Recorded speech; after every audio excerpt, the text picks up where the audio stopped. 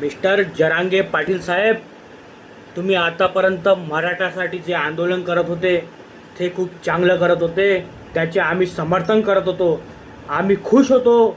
ठीक आहे की तुम्ही मराठ्यांचे एक नेते आहे.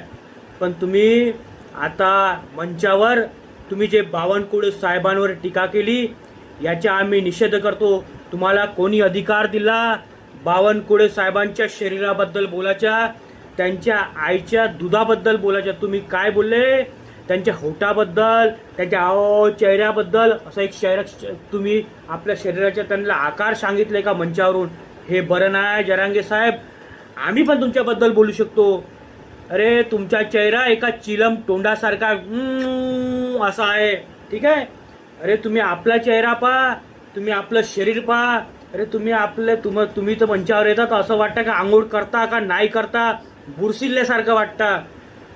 मिस्टर जरांगे सर, पाटील साहेब, लढायचं आहे तर मराठ्यांसाठी लढा. आम्ही आपल्याला समर्थन करू. पण तुम्ही बावनकुळे साहेबाबद्दल बोला नको, आणि बोला तो व्यवस्थित बोला. तुम्ही त्यांच्या शरीराबद्दल बोला नको.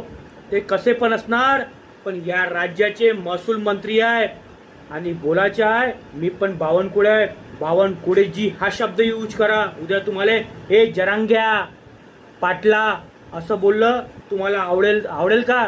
आवडेल नाही. आम्हाला पण आवडत नाही. बोलायचं आहे तर व्यवस्थित बोला. ठीक आहे.